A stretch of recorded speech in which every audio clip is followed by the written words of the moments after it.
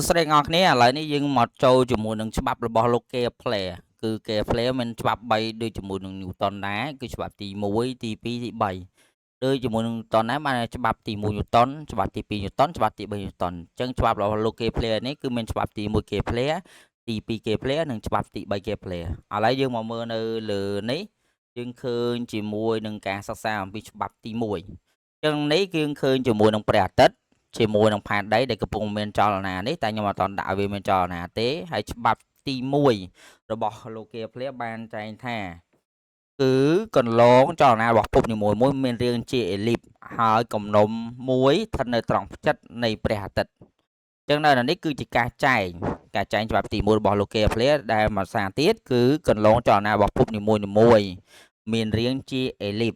ហើយមានគំនុំមួយស្ថិតនៅត្រង់ផ្ចិតរបស់ព្រះអាទិត្យគេក៏បានដាក់នៅលើនេះដែរគេប្រាប់ថា each planet orbit about the sun is an eclipse ចឹងនេះគឺជាព្រះអាទិត្យនេះគឺជាផែនដីចឹងនៅក្នុងនេះលោក Kepler ជានរណាលោក Kepler គឺកើតនៅឆ្នាំ1571ហើយបានស្លាប់ទៅវិញនៅឆ្នាំ1630គាត់ជាតារាវិទូជនជាតិអាល្លឺម៉ង់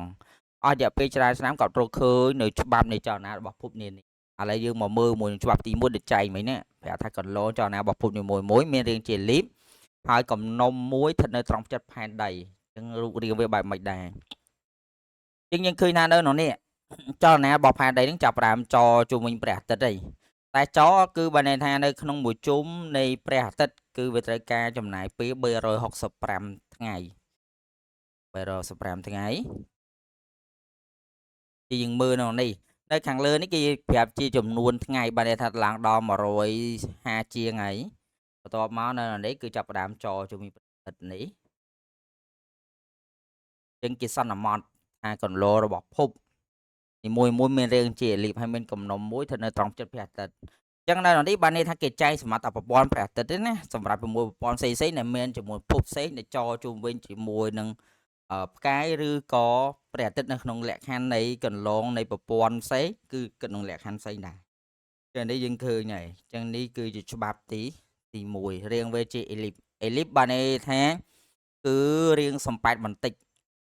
ស្តៀងជាមួយនឹងពងមាន់ឬពងក្រពើដែរតែគ្រាន់តែពងមាន់និងពងក្រពើគឺអត់ស្មើគ្នាសងខាងទេតែនេះបានសប៉ែតឆ្វេងសប៉ែតស្ដាំដូចគ្នាឬក៏ស្តៀងជាមួយនឹងប្រភេទបាល់អោបដែរតែគេលេងជាប្រភេទនៅក្នុងកីឡាអាហ្នឹងហើយគឺជារាងជាអេលីបឥឡូវយើងទៅចូលមើលជាមួយនឹងច្បាប់ទី2របស់លោកអឺឃ្លីបឥឡូវយើងចូលមើលជាមួយនឹងច្បាប់ទី2របស់លោក Kepler សំទោសលោក Kepler មិនលោកឃ្លីបទេចឹងនៅនេះយើងឃើញដែរគេឃើញជាមួយនឹងព្រះអាទិត្យដដែលនិងផែនដីដដែលតែក្នុងច្បាប់ទី2នេះគេបានចែងថាម៉េចដែរនៅក្នុងច្បាប់ទី2នៅក្នុងរបស់លោក Kepler គឺបានចែងថាចលនានៃភពមួយចក្នុងរយៈពេលស្មើគ្នានោះផ្ទៃគាសរបស់វាក៏ស្មើគ្នាដែរចឹងនៅនេះយើងឃើញថាផែនដីកំពុងតែចជុំវិញជាមួយនឹងព្រះអាទិត្យចាប់ផ្ដើមដំណើរការចលនាដែលគិតជាថ្ងៃចឹងនៅនេះគឺផ្ទៃវាចាប់ផ្ដើមគៀសបានជាមួយពណ៌ត្រចេកមួយ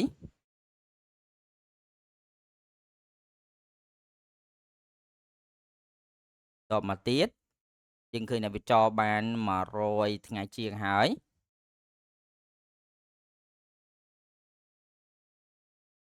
បច្ចេកនេះគឺជា simulation 3D ទេមកចឹងនៅនេះវាចាប់ផ្ដើមចេញពីនេះមកដល់នេះដែរយើងឃើញថាក្នុងនេះគឺបើយើងមើលជាមួយនឹងលេខនេះយើងខោនថ្ងៃដូចគ្នាគឺបានន័យថាក្នុងរយៈពេលស្មើគ្នាវាចបានជាមួយនឹងចម្ងាយដែរហើយនឹងផ្ទៃគាសស្មើគ្នាដែរតែនេះជាច្បាប់ទី2របស់លោក Kepler ច្បាប់ទី2របស់លោក Kepler 5ថាអីគេចលនាពិភពមួយក្នុងរយៈពេលស្មើគ្នាផ្ទៃគាសរបស់វាក៏ស្មើគ្នាដែរឥឡូវយើងមើលភាសាទៀតចាប់ផ្ដើមមកយើងឃើញមិញប្រហែលជា28បើមិន28គឺ27ថ្ងៃ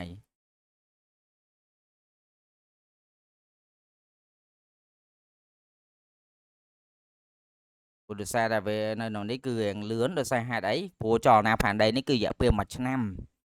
ញ្ចឹងរៀងលឿនបន្តិច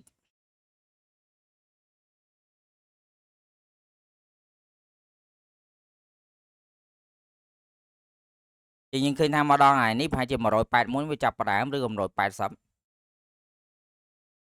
អូខេចឹងប្រហែលជានៅក្នុងរយៈពេល180ថ្ងៃយើងសន្មតថា180ថ្ងៃវាចាប់ផ្ដើមចុះ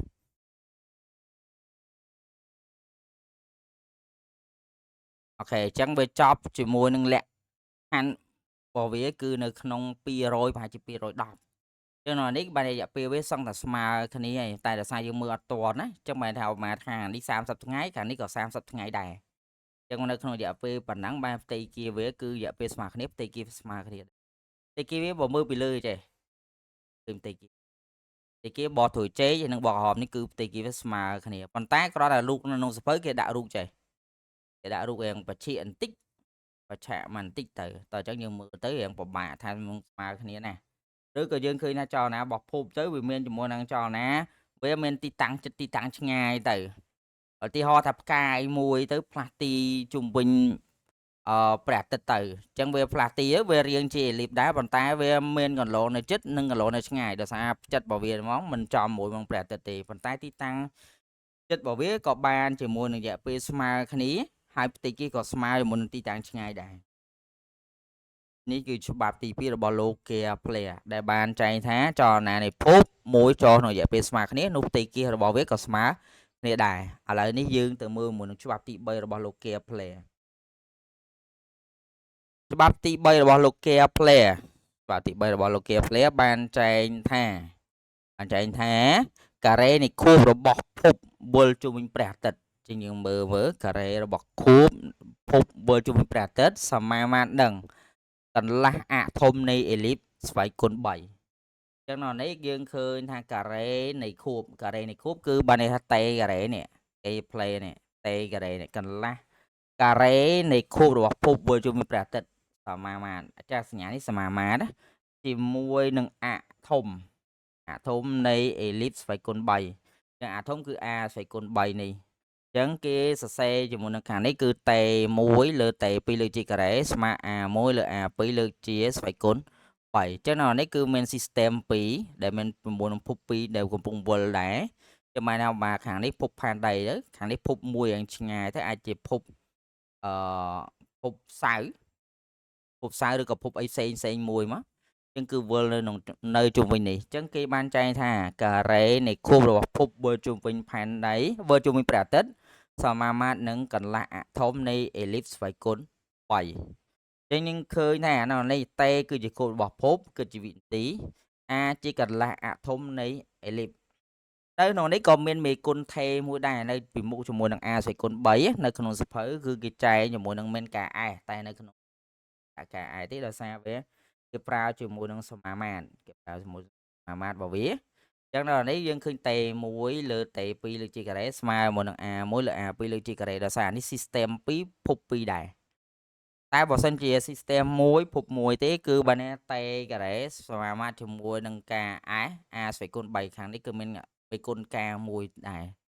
ចឹងនៅនេះយើងឃើញថាបតេការ៉េ a ស្វ័យគុណ3ស្មើជាមួយនឹងការ s ហ្នឹងហើយការ s ហ្នឹងគឺជាថេសមាមាត្ររបស់ភពតែនៅក្នុង simulation នេះអត់មានដានដាក់ទេគឺកាឯហ្នឹងគឺស្មើជាមួយនឹង 2.97 កុំ10សេគុណដក19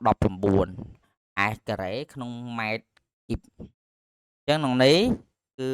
ជាច្បាប់ទាំង3របស់លោកគេផ្លេដែលបានចែងនៅក្នុងវីដេអូនេះច្បាប់ទី1គឺគាត់បានចែងថាកន្លងរបស់ចលនារបស់ភពនីមួយៗមានរាងជាអេលីបហើយកំណុំមួយស្ថិតនៅត្រង់ផ្ចិតរបស់ព្រះអាទិត្យច្បាប់ទី2គឺចលនារបស់ភពមួយចុះនៅពេលស្មើគ្នានោះផ្ទៃគារបស់វាក៏ស្មើគ្នាដែរនិងច្បាប់ទី3ការ៉េនៃខួររបស់ភពនីមួយៗជុំវិញព្រះអាទិត្យសមាមាត្រនឹងកន្លះអាថមនៃអេលីបស្វ័យគុណ3អូខេចឹងយើងវីដេអូនេះយើងចប់ត្រឹមហ្នឹងយើងនឹងជួបគ្នានៅក្នុងវីដេអូក្រោយបន្តទៀត